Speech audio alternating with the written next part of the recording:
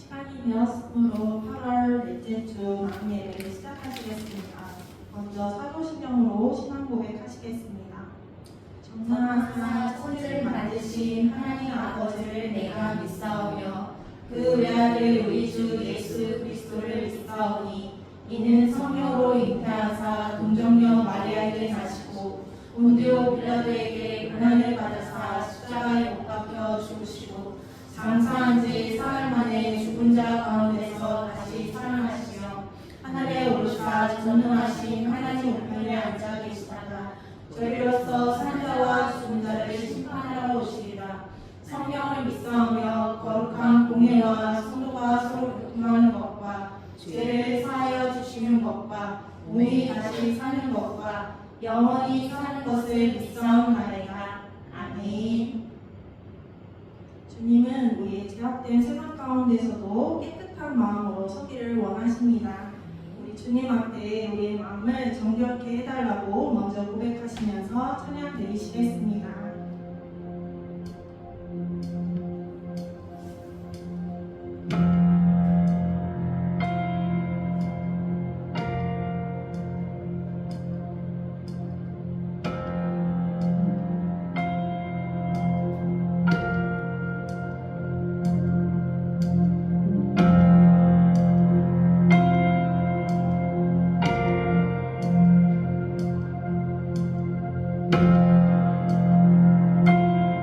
정결한 마음 주시옵소서. 정결한 마음 주시옵소서.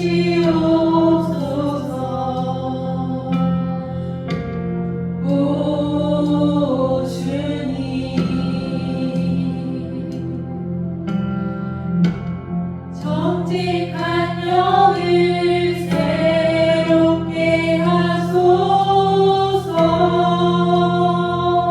정결한 마음 주시옵소서. 정결한 마음 주시옵소서.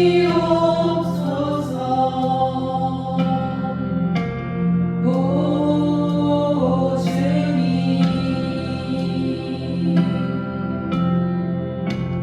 정직한 영을 새롭게 하소서. 정결한 마음 주시옵소서.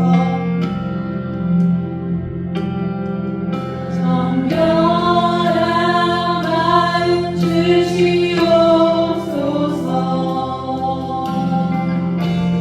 오 주님,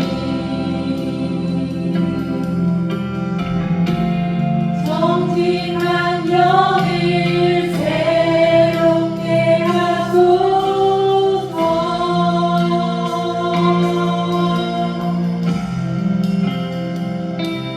나를 주님 앞에서 멀리 하지 마시고 주의 성령을 거두지 마옵소서.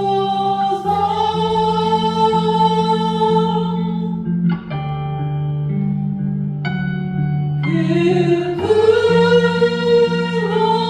구원의 기쁨 다시 회복시키시며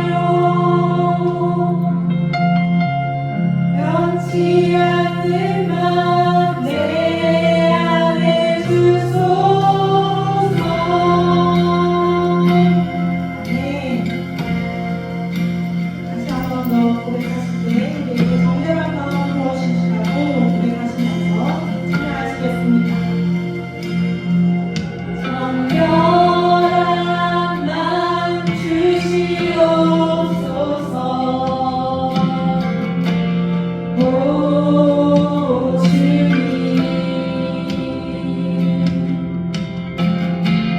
정직한 영을 새롭게 하소서. 정결한 마음 주시옵소서. 정결한 마음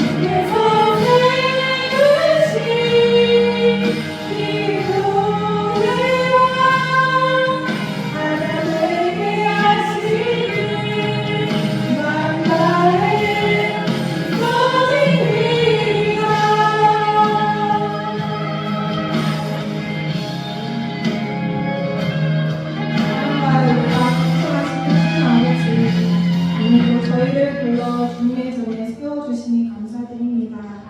먼저 우리의 마음을 주 앞에 고백합니다. 주님, 정결한 마음을 주시옵소서. 세상의 죄와 욕심에 물든 저희를 깨끗하게 씻어주시고 주님 앞에 거룩한 제물로 설 수 있도록 은혜 베풀어 주시옵소서. 또한 주님, 저희는 여전히 작고 약한 모습입니다. 그러나 주님은 우리의 연약함을 아시고도 들어 사용하시기를 원하십니다. 그러므로 우리의 삶을 주께 드리오니 작은 저희를 통해서도 주님의 뜻을 이루어 주시옵소서. 특별히 교회와 함께 중보하는 선교사님들을 위해 기도드립니다. 각자의 사역지와 형편 속에서 외롭고 힘든 길을 걸을지라도 살아계신 주님을 깊이 만나게 하시고 그들의 손과 발을 통하여 복음이 전해지게 하여 주시옵소서. 또한 저희 성도들 한 사람 한 사람의 삶 가운데서도 주님이 친히 찾아와 주셔서 어려움 속에서도 주님만 의지하여 승리하게 하여 주시옵소서. 주님, 이 시간 말씀을 대하려 합니다. 죄와 심판의 시대 가운데서도 하나님이 찾으시는 자로 묻어진 곳에 서는 자로 저희를 세워 주시옵소서. 오늘 선포되는 말씀을 통해 우리 각자가 주님의 음성을 듣고 변화되게 하여 주시옵소서. 이 모든 말씀을 우리를 정결케 하시고 사용하시길 원하시는 예수 그리스도의 이름으로 기도드립니다. 아멘. 이 시간 서로를 축복하시면서 축복으로 함께 부르시겠습니다.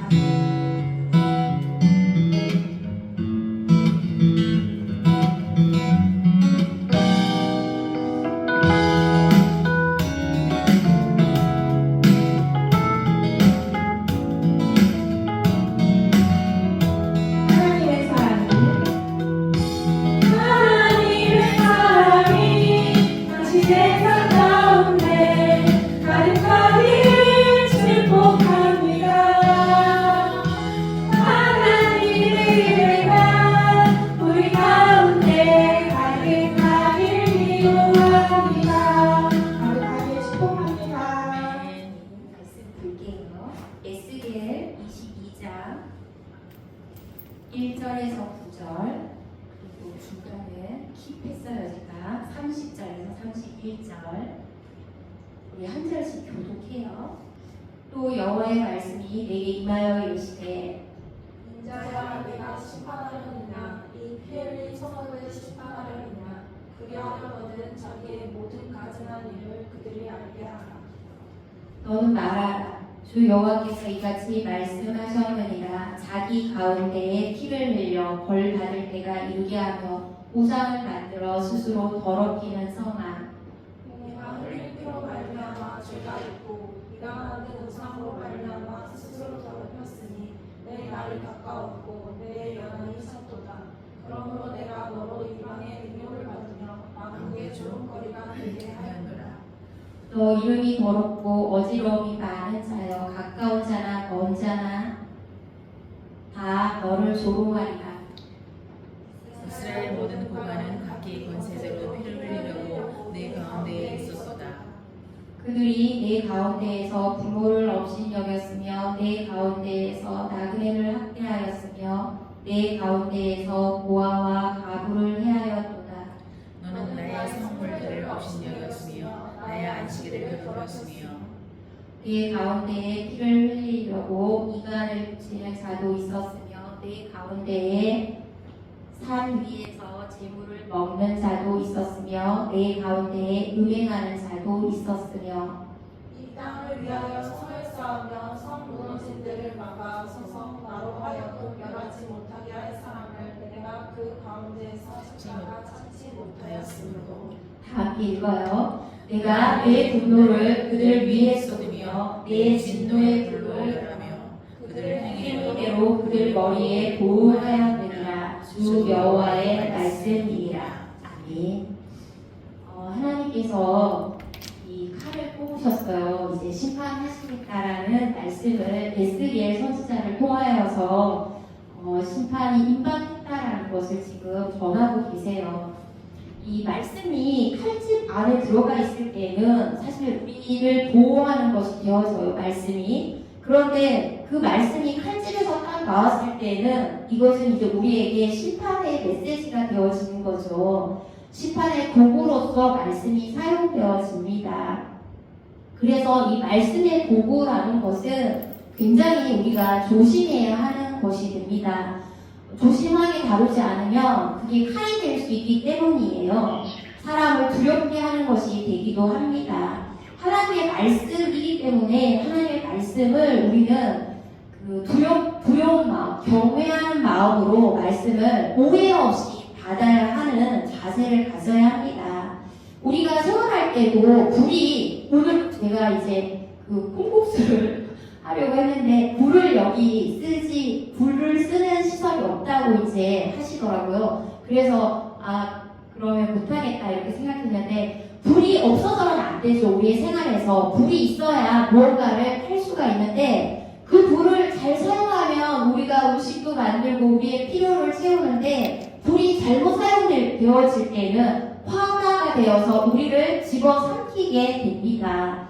그러한 일들이 있어. 그래서 하나님의 말씀을 뭐라고 해요? 좌우의 날성 검보다 예리해서 그 날에 사실은 살아남을 자가 없는 거예요. 그 하나님 말씀이 우리를 가르고 우리를 쪼개고 거기서 비껴나갈 자가 없는 것이 되죠. 그래서 그날에는 예수 그리스도 외에는 그 누구도 안정할 자가 없습니다. 그런데 하나님께서 오늘 왜 이 칼을 떼셨냐라는 거예요. 1절 한번 볼게요.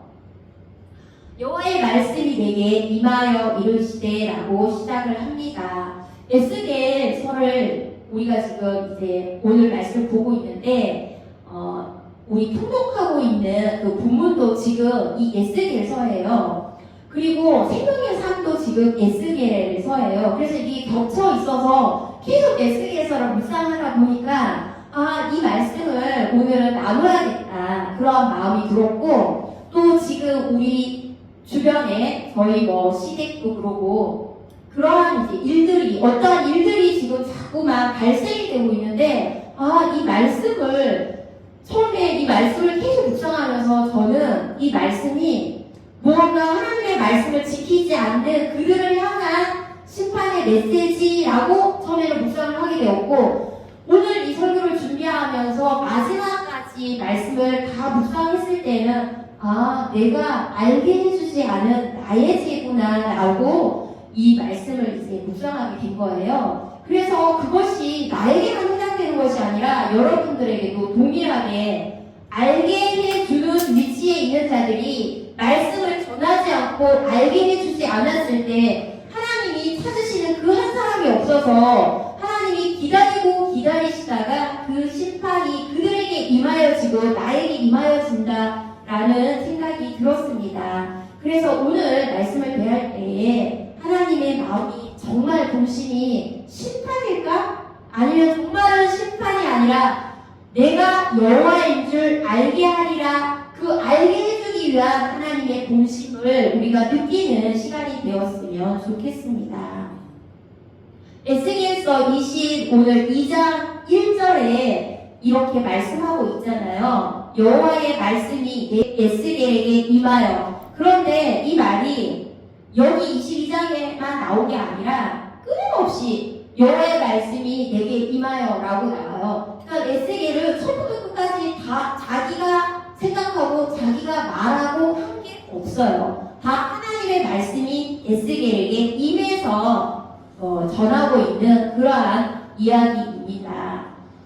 사실은 이러한 심판의 메시지들을 에스겔이 자기의 민족에게 전하는 거예요. 이게 얼마나 어렵겠어요.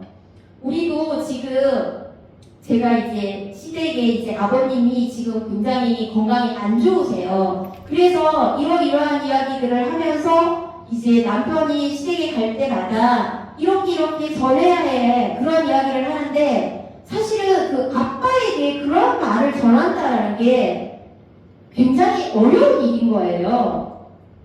세상에 사람들이 이렇게 좋은 거, 그냥 좋은 게 좋은 거다 그렇게 우리가 이야기하고 관계하는 것에는 무리가 없는데 안 이루시다를 얘기하는 거, 이렇게 살면 안 돼 라고 이야기하는 것은 굉장히 어렵습니다. 에스겔도 아마 도망가고 싶은 심정이 아니었을까 생각합니다. 그런데 하나님께서 하나님께서 이렇게 굉장히 많은 얘기를 에스겔 선지자에게 하세요. 지금은 그럼 왜 우리에게 이렇게 많이 임하여서 말씀하지 않으실까라는 궁금증이 들잖아요. 하나님이 지금도 굉장히 많은 말씀을 임하여서 하고 싶어 하신다라는 거예요. 그런데 우리의 마음속에 그렇게 민족을 향한 또는 나 아닌 타인을 향한 다른 공동체를 향한 선교지를 향한 그 마음이 그다지 간절히 있지 않기 때문에 하나님이 말씀하셔도 들을 생각이 없어서 듣지 않으니 하나님이 말씀하지 않는 건 아닐까 또는 흘려 듣는 건 아닐까 그런 생각을 해보았습니다. 에스겔 시대에 하나님의 말씀이 이렇게 임하였는데 지금도 우리가 내가 속한 가정과 교회와 나라와 열방을 향하여 말씀하고 싶어 하시고 누구에게까는 하나님이 간절히 그 하나님의 뜻을 바라고 있는 자에게 말씀하고 있다라고 저는 믿습니다. 그래서 오늘 이 하나님이 들려주시는 말씀하셔서 무엇을 행하고 싶고 정말 하나님의 마음은 어떤 것인지 그 마음을 느끼고 싶습니다. 2절 말씀을 같이 보면은 인자야 내가 심판하려느냐 이 피 흘린 성읍을 심판하려느냐 그렇게 나와요. 심판하려느냐? 이렇게 하니 마치 묻는 것 같은 의문문처럼 느껴지는데 아니에요. 명령문이에요. 심판하다가 사파텍인데 규탄하다, 쟁론하다, 쟁명하다 이런 뜻을 내포하고 있어요. 그래서 에스겔이 물론 심판자는 아니나 죄를 드러내면서 규탄할 수 있는 거죠. 그들의 이스라엘 백성들이 하고 있는 가증한 일에 대해서 에스겔이 말할 수 있는 거죠. 가증한이 또 토해가라는 것인데 이 토해가가 약간 토할 정도로 역겨운 일 그러한 뜻을 내포하고 있습니다. 그러니 하나님 보실 때 토할 것 같다라는 거예요. 근데 이스라엘 백성들이 그게 잘못이라고 느끼지 못하고 있다라는 겁니다. 그리고 또 나오는 게 뭐예요? 피 흘린 성읍이라고 나오죠. 원래 예루살렘은 거룩한 성읍이죠. 하나님의 거룩한 도성이죠. 그런데 피 흘린 성읍이라고 지금 지칭하고 있습니다. 하나님은 이스라엘 백성의 모든 가증한 일을 다 알고 있습니다. 하나님께서는 우리가 이 가증한 일을 하고 있는데 알지 못하고 계속 그 일을 거듭거듭하니까 에스겔을 통하여 가지고 알게 하라라고 하시는 거예요. 왜냐 알면 고칠까 해서 달라질까 해서 내게로 내 언약으로 돌아올까 해서 그리고 그렇게 계속 살지 말라고 하시는 거죠. 여기서 안다라는 게 제가 여러 번 얘기했죠. 유일하게 제가 히브리어 배운 것 중에 기억하고 있는 야다예요. 정말 체험을 통해서 아는 거예요. 그렇게 알게 하고 싶어 하시는 겁니다. 너가 뭘 잘못했는지 내 언약으로 내 계명으로 다시 돌아와서 돌이켜라. 왜냐면 그 기준을 이제 말씀해 주고 싶으신 겁니다. 3절 한번 볼게요. 뭐라고 해요? 말하라고 하죠. 자기 가운데 피를 흘려 벌받을 때가 이르게 하며 고상을 만들어 스스로 더럽히는 성화라고 합니다. 앞에는 피 흘린 성화, 지금은 스스로 더럽힌다고 해요. 누가 내가 이렇게 살려고 하는 게 아니에요. 스스로 자기가 더럽히는 거예요. 내가 가증한 일을 하고 있다는 증거가 하나님의 말씀인데 그 말씀이 기준이 돼요. 자기 가운데 피를 흘려서 이 벌받을 때가 됐을 때 이웃에게 하는 거, 또 무죄한 자에게 하는 거, 또 계속해서 피를 흘리고 있는 거 이런 거를 즐거워하고 있다는 거예요. 그래서 이게 어떻게 보면 이웃에게 하고 있는 것에 대해서 말하는 거니까 이런 수평적인 관계를 말하는 거예요. 그 수평적인 관계에서 우리의 인격이 다 드러나잖아요. 우리의 성품이 다 드러나잖아요. 그리고 또 두 번째로 보면은 우상을 만들어서 더럽힌 거를 얘기를 하세요. 그 우상을 만들어서 더럽힌 거는 하나님하고의 수적인 관계에서 나타나는 거를 얘기하는 거죠. 그러니 하나님하고 1대1 관계가 무너진 거예요. 그렇게 교회를 다니면 다닐 수 있어요. 신앙생활, 종교생활도 잘 할 수 있는데 요는 그냥 종교인으로 생활을 하게 되는 것입니다. 그래서 우리가 하나님하고 이 관계, 이웃하고의 이 관계가 잘 이루어지는 것이 10계명이잖아요. 1에서 4계명은 하나님하고의 관계, 그 다음 5에서 10계명은 이웃하고의 관계에 대해서 말씀해주고 있습니다. 그러한 것들을 지키라고 이야기를 하는 거예요. 그래서 하나님이 이 계명을 너희가 내 말대로 지금 행하고 있지 않다라는 걸 보시고 뭐라고 하세요? 피 흘린 성아, 그렇게 얘기하고 있습니다. 하나님께서 이 계명을 어기고 너희가 가증하게 하는 것들에 대해서 그 내용을 오늘 읽었던 22장 중간에 보면 계속 이야기를 해주고 있어요. 이 가증한 세상에서 내가 가증하다는 것을 알게 해주는 것이 바로 10계명입니다. 계명을 기준으로 세우고 알아야 우리가 무엇을 내가 잘못하고 있고 내가 하나님과의 관계에서 멀어져 있고 그것을 판단할 수 있잖아요. 그래서 이 말씀이 기준이 되는 것이에요. 따라서 우리가 말씀을 배우는 이유가 거기에 있습니다. 알지 못하면 행할 수 없고 행하지 못하면 우리 안에 거룩한 삶이 달아나 버리죠. 말씀이 사라진 사람의 그 삶 가운데는 거룩이 있을 수가 없어요. 그러니까 자기 나름대로 내가 열심히 살았다, 나는 최선을 다했다라고 말은 할 수 있으나 그것은 어디까지나 내 기준인 거예요. 또 오늘 오면서도 이제 권 목사님이 그런 이야기를 하는 거예요. 어제 이제 아빠를 만나고 예배 드리고 또 이야기를 나누면서 정말 하나님의 말씀이 없이 인생을 오래 사는 것이 이게 정말 아니다, 그런 생각을 많이 했다고 합니다.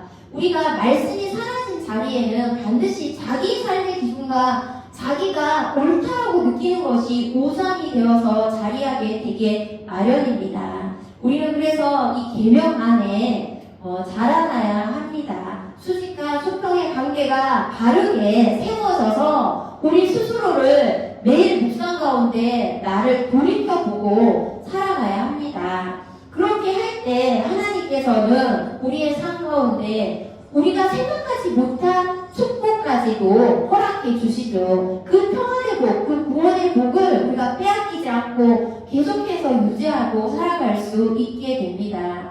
우리는 나보다 너가 너보다 내가 그래도 좀 낫지 라고 도토리 키재기를 하지만 하나님의 기준에서 볼 때는 그냥 다 깜깜이에요. 사실은 다 아니올시다가 손으로 빽빽인 거예요. 근데 그 속에서 우리끼리 우리의 기준으로 너보다 내가 열심히 살았어, 너보다 내가 더 기도 많이 해, 말씀 잘 지켜서 이웃을 더 선대해 라고 하고 있는 모습일 때가 있다라는 거예요. 그래서 우리가 살아가는 삶의 기준이 뭐가 되어야 할까를 생각해 보면 얼마를 모았냐, 어떤 집에서 사냐, 내가 만나는 사람의 그룹이 어떤 그룹이냐, 내가 어떤 잡을 갖고 있냐가 기준이 될 수 없다라는 거예요. 우리의 삶의 기준은 여호와 하나님의 말씀입니다. 우리가 그렇게 말씀을 붙들고 살아가는 것, 그렇게 살아가고 하나님의 뜻을 발견하고 행하는 것, 그것이 우리 가운데 가장 중요합니다. 그게 얼마나 중요한지 4절에 또 얘기를 하고 있어요. 4절 한번 한 목소리로 우리 읽어봅시다. 내가 흘린 피로 말미암아 죄가 있고 내가 만든 우상으로 말미암아 스스로 돌이켰으니 내 날이 가까웠고 내 연한이 잦도다. 그러므로 내가 너로 이방의 능욕을 받으며 만국의 조롱거리가 되게 하였노라. 이제 5에서 10계명이죠. 인간의 죄를 얘기하고 있어요. 그 다음에 내가 만든 우상의 죄, 더럽힌 거, 그거를 얘기하고 있어요. 이게 보세요. 수평수직이 다 무너진 상태예요. 지금 이들이 10계명을 다 어긴 상태에 있습니다. 내가 준 계명을 돌아보라는 거예요. 이게 정상의 삶이 아니라는 거예요. 하나님이 좀 너희 정도껏 살아라 라고 하고 있습니다. 네가 지금 사는 게 정상이냐? 네가 지금 생각하고 있는 게 정상이냐? 라고 하시는 거예요. 왜 더러운지도 알지 못하고 이미 나의 기준을 벗어났는지도 알지 못하고 있냐라고 하십니다. 계속 제가 이번 주에 많이 들었던 게 시어머님이 이제 너무 힘드시니까 아버님 지금 너무 많이 아프시고 정신적으로도 많이 상태가 안 좋으신 중에 계시다 보니 막 헛말도 하시고 상태가 안 좋으세요. 그래서 어머님한테 제일 지금 많이 듣고 있는 말이 야 이게 정상이냐? 이게 정상이냐? 뭐 기도원을 데리고 가라, 정신병원을 데리고 가라 그러한 말을 제일 많이 이번 주에 들었습니다. 하나님이 우리를 볼 때 정상이 아닌 거예요. 아니게 살아가고 있는 거예요. 너희 좀 내가 좀 계명 좀 돌아봐.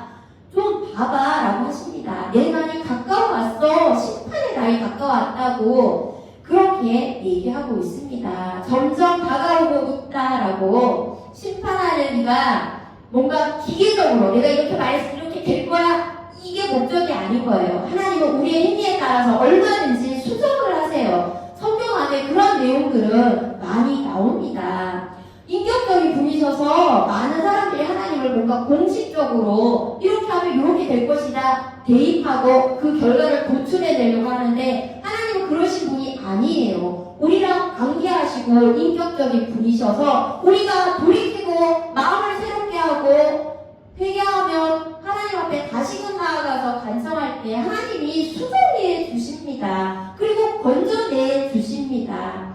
4절 하반절을 한번 보면요. 내가 너를 이 방에 능력을 갖게 하고 만국의 조롱거리가 되게 하얀 노란으로 과거형으로 나와 있죠. 근데 이게 지금 이렇게 된 거예요? 조롱거리가 됐고 바뀌었어요? 과거예요? 아직 아니잖아요. 그러니까 하나님은 내가 이렇게 뭐라고 우리가 왜 자녀 키울 때 너 이렇게 하면 이렇게 될 거야 이러면서 그렇게 지금 됐어요? 그래서 뭐 걔가 잘못됐어요? 그런데 그냥 그렇게 하지 말라고 어떻게든 돌이키게 하려고 부모가 그 말을 하는 거죠. 똑같아요. 아버지의 마음인 거죠. 하나님이 의지를 갖고 내가 그 끝을 보기 위해서 내가 그럴 거야 이 말을 하고 싶은 게 아니에요. 정말 표현을 하고 싶은 거죠. 내 마음을 5절 한번 볼게요.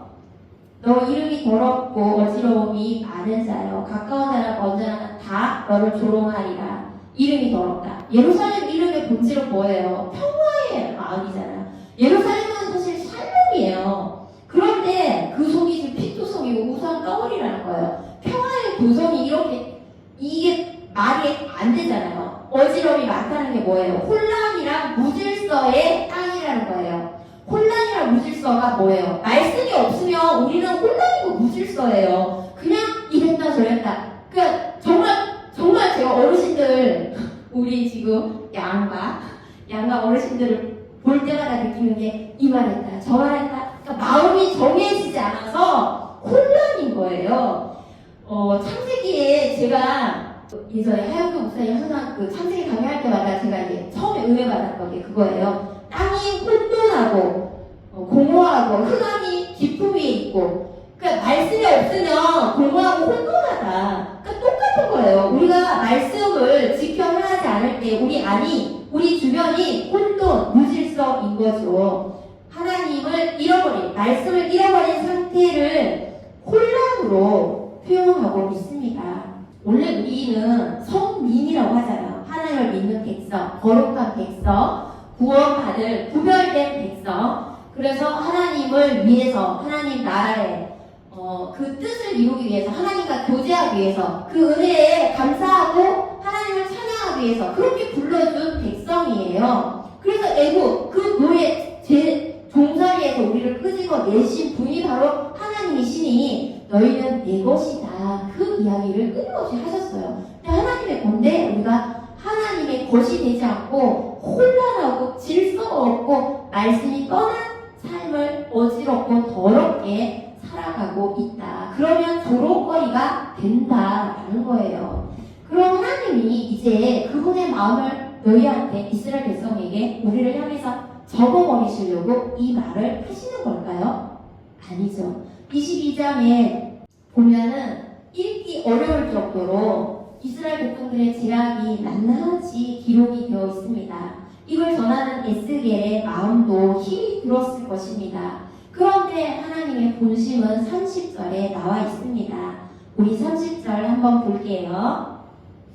한 목소리로 읽어봐요. 시작. 이 땅을 위하여 성을 쌓으며 성 무너진 데를 막아서서 나로 하여금 멸하지 못하게 할 사람을 내가 그 가운데서 찾다가 찾지 못하였으므로. 네, 하나님이 누구를 찾는데요? 막아서서 나로 하여금 멸하지 못하게 할 사람. 하나님은 멸하고 싶은 게 그분의 본심이 아닌 거예요. 누군가가 이걸 막아서고 정말로 다시금 돌이킬 수 있도록 그렇게 할 그 한 사람이 있으면 내가 안 하고 싶은 거예요, 이 심판을. 그런데 찾다가 지금 못 찾았대요. 이 범죄한 자들에게 재앙이 임하는 이유가 뭐래요? 죄를 지었기 때문이 아니에요. 나를 하여금 멸하게 할 그 사람 못 찾아서라고 하십니다. 저는 서두에 이야기했듯이 이제 최근에 일어나고 있는 그 사건들 속에서 그래 그렇게 평생 우상으로 돈과 건강을 섬기고 살아서 이 죄의 결과야. 그러니 하나님을 믿으라고 말해. 그 우상이 평안을 가져다 주지 못하고 몸에 건강을 가져다 주지 못한다고 말해. 그걸 전해야 해. 그걸 알게 해야 해. 여기에 멈춰 있었어요, 묵상이. 목요일까지. 그러다가 이 말씀 묵상하면서 나는 거기서 빠져 있는 거예요. 그거는 너희가 해야지. 나는 우리 집을 했잖아. 이제 그래서 우리 엄마가 변화됐잖아. 우리 엄마가 이제 좋은 말을 한단 말이야. 거듭난 말을 한단 말이야. 축복의 말을 한단 말이야. 그러니 이제 아가씨랑 당신이 열심히 아빠를 위해서 내가 했듯이 창자가 끊어지는 기도를 3번 정도는 하고 하나님의 영광을 좀 보란 말이야. 내가 거기 있었어요. 그런데 하나님께서 오늘 하시는 말씀은 너도 찾게 하는 그 자가 되어야 한다는 거예요. 여러분 기억하세요. 사람들은 죄를 지어 망하는 게 아니에요. 죄는요, 눈만 뜨면 우리가 하는 일이 그거예요. 죄 짓는 거예요. 어떻게 하면 좀 잘 먹고 잘 살까? 어떻게 하면 이 자식 좀 잘 키워가지고 그냥 내 노후를 좀 편하게 어떻게 해볼까? 어떻게 하면 큰 교회 좀 해가지고 좀 으스대고 몸을 좀 세우고 보란듯이 좀 걸어다녀볼까? 눈만 뜨면 하는 것이 우리는 죄입니다. 죄 짓기 마련이에요. 망해가는 이 시점에서 그들에게 이 성을 막아서고 한 번만 더 기회 주세요. 한 번만 더 하나님 공유를 베풀어 주세요.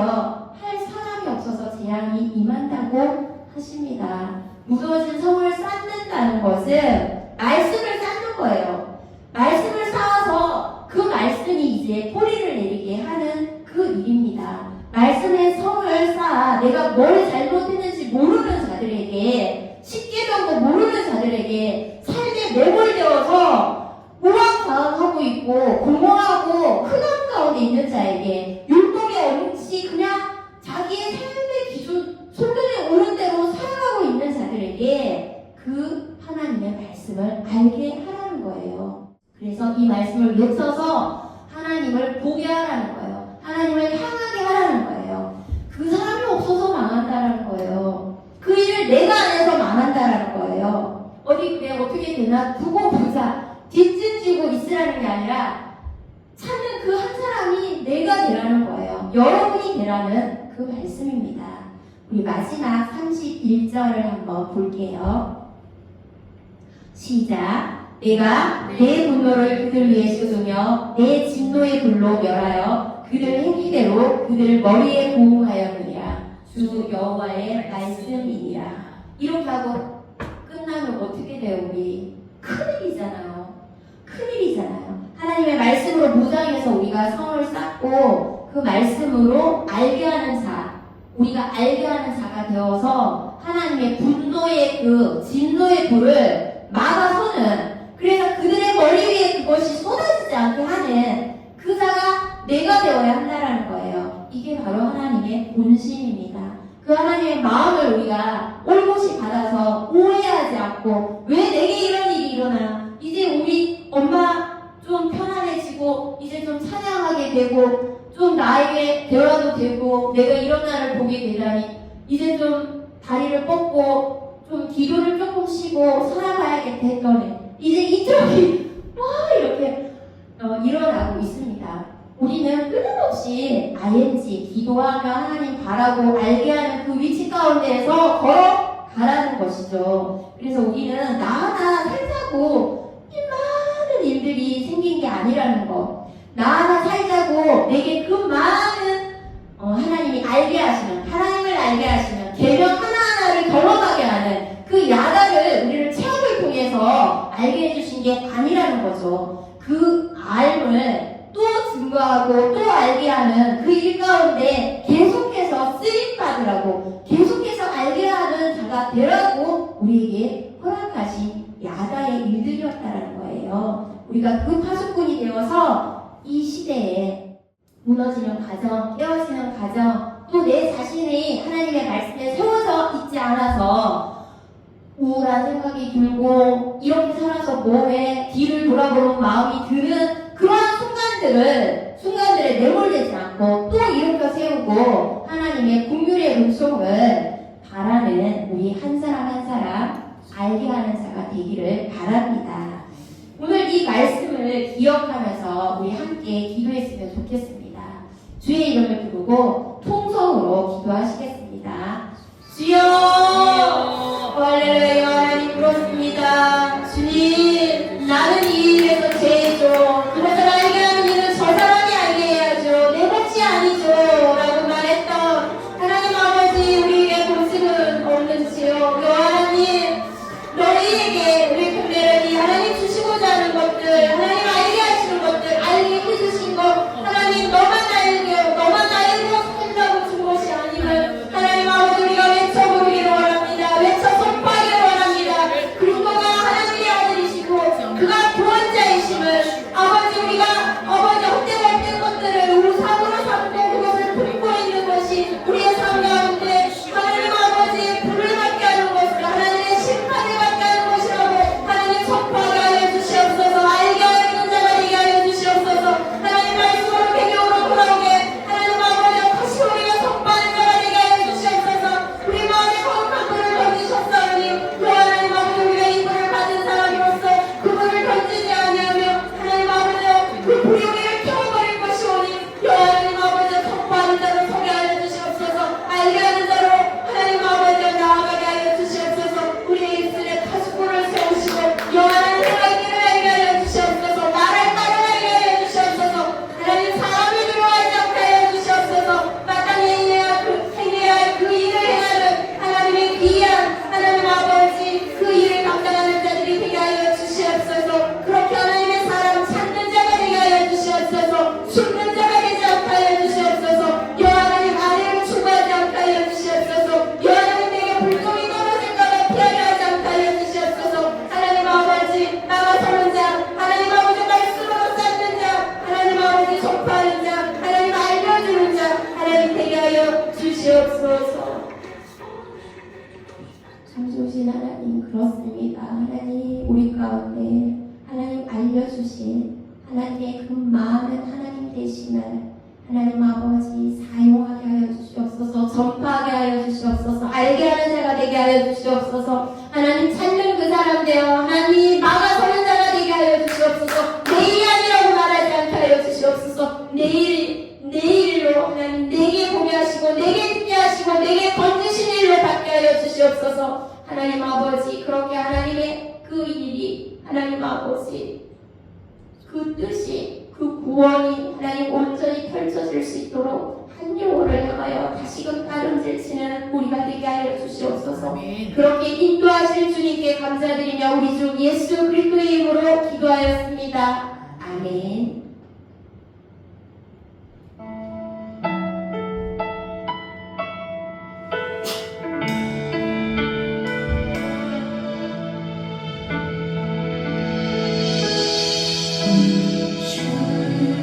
주님 다시 오실 때까지 나는 이 길을 가리라.